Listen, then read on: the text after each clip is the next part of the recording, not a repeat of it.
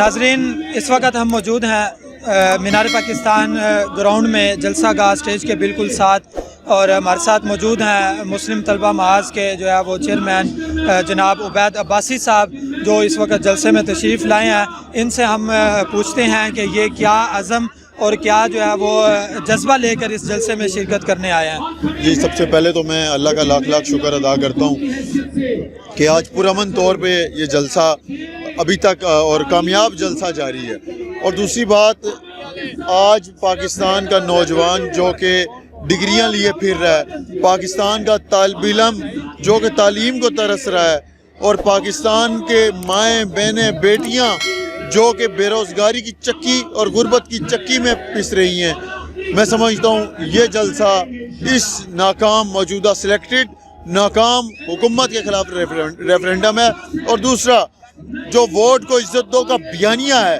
آج لاکھوں کی تعداد میں مینار پاکستان میں، جہاں منٹو پارک میں، جہاں پہ قرارداد پاکستان منظور ہوئی تھی، لاکھوں کی تعداد میں پاکستانیوں نے شرکت کر کے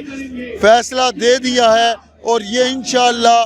اب یہ جلسے حتمی مراحل کی طرف، لانگ مارچ کی طرف مجھے جاتے ہوئے دکھائی دے رہے ہیں، اور انشاءاللہ اس حکومت کے خاتمے کا باعث یہ لاہور کا جلسہ حکومت کی تابوت میں پہلی کیل ثابت ہوگا۔ ناظرین، ہم یہ بھی پوچھنا چاہیں گے ان سے کہ آپ کی جو نوجوان طلبہ تنظیمیں ہیں وہ کس حد تک جو ہے وہ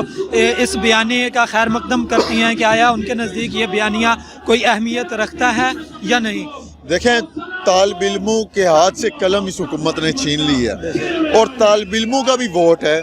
اور ان کا بھی ووٹ چوری ہوا ہے۔ طالب علم بھی اسی طرح سراپا احتجاج ہیں۔ آج دیکھیں آپ، اگر آپ کا کیمرہ نظر دورائے تو یہاں پہ اکثریت طالب علموں کی ہے، نوجوان نظر آ رہے ہیں، اور یہ وہ مناظر ہیں جو پی ٹی آئی کے جلسوں میں نظر آیا کرتے تھے، نوجوان آیا کرتے تھے، لیکن وہ نوجوانوں نے پی ٹی آئی کو مسترد کر دیا ہے، انہوں نے، کیونکہ پی ٹی آئی نے ان کی ہوپ توڑی ہے، امید توڑی ہے، نوجوانوں کے ساتھ مذاق کیا ہے، مداری پن ہونے کا اس عمران نیازی نے ثبوت دیا ہے۔ تو پاکستان کے طالب علم اب اپنے حقوق کے لیے نکلیں گے، اور انشاءاللہ پی ڈی ایم جو فیصلہ کرے گی،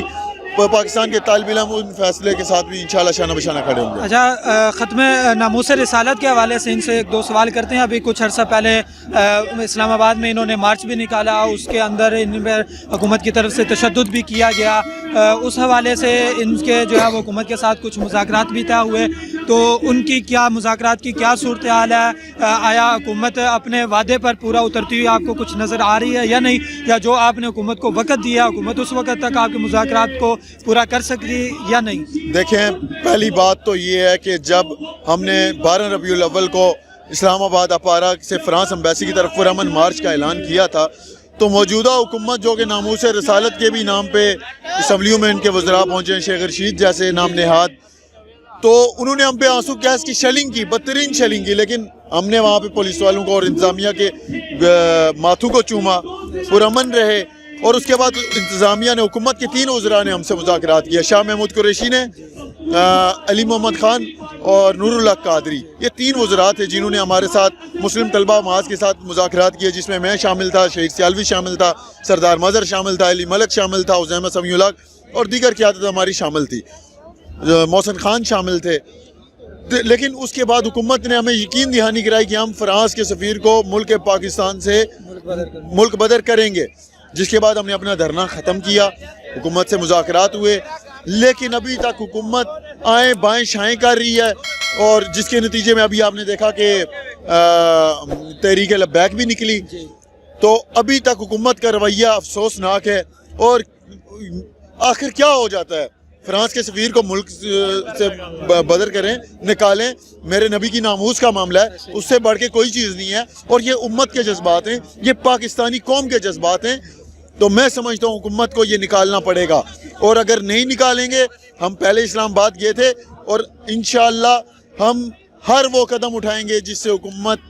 فرانس کے سفیر کو ملک بدر کرنے میں مجبور نہیں ہوتی، اور مسلم طلبہ محاذ اس کاز سے ایک رتی برابر بھی پیچھے نہیں ہٹے گی، میں یہ یقین دلاتا ہوں۔ नाज़रीन, आपने गुफ्तगू समाअत फरमाई। महंगाई के ख़िलाफ़ तो अवाम चूँकि बाहर निकली हुई है और महंगाई पर फिर भी कुछ कंप्रोमाइज़ हो जाएगा, लेकिन ख़त्म नबूवत, नामूस रिसालत का मसला ऐसा है, ये ईमान का मसला है, इस पर किसी किस्म का कोई कंप्रोमाइज़ जो है वो नहीं हो सकता। मैं एक बात कहता चलूँ, आज हम निकले हैं वोट को इज्जत दो के बयानिए को लेके PDM के साथ। आपने बिलाशुबा कहा कि कंप्रोमाइज़, सियासत में कंप्रोमाइज़ चलते हैं, लेकिन ये वो इशू है जिस हम सब ने कल रोज़े के मैशर हमने जवाब देना है, तो इस मामले पे, इस उन्वान पे किसी सूरत भी कंप्रोमाइज़ पाकिस्तान के तलबा नहीं करेंगे। और हर वो शख्स जिसने कलमा पढ़ा है उसे वो इस काज के साथ खड़ा है, मैं समझता हूँ। और अगर हमने नेक्स्ट हुकूमत को मैं ये बावर कराना चाहता हूँ, होश के नाखन लो, अगर हम दोबारा निकले तो फिर ना सिर्फ तुम फ्रांस के सफ़ीर को मुल्क बदर करोगे, बल्कि तुम्हें भी इस मुल्क से बदर होना पड़ेगा इंशाअल्लाह। नाज़रीन, आपने गुफ्तगू समाअत फरमाई, इन्होंने जो है वो अपने बयानिए को भी आपके सामने रखा, और मैं वसातत से, अपने चैनल की वसातत से जो है वो आपसे भी इस्तदा करता हूँ कि खुदारा नामूस रिसालत और ख़त्म नबूवत के मामले पे ईमान का मसला है, किसी किस्म का कोई कंप्रोमाइज़ नहीं होना चाहिए। अगर हुकूमत इनके मुतालबात को नहीं मानती, हुकूमत इनके मुतालबात को पूरा नहीं करती और इनकी क़यादत की तरफ से कोई कॉल आती है लॉन्ग मार्च की, नामूस रिसालत मार्च की, इस्लामाबाद की तरफ या किसी भी शहर में, तो इंशाल्लाह आप इनका जो है वो तलबा का जो है वो साथ देंगे और इस बात वो हुकूमत को ये बावर कराएंगे कि हम हर चीज़ पर कंप्रोमाइज़ कर सकते हैं, ख़त्म नबूवत और नामूस रिसालत पर किसी किस्म का कोई कंप्रोमाइज़ नहीं कर सकते। इसी के साथ अपने मेज़बान को इजाज़त दीजिए। वस्सलाम।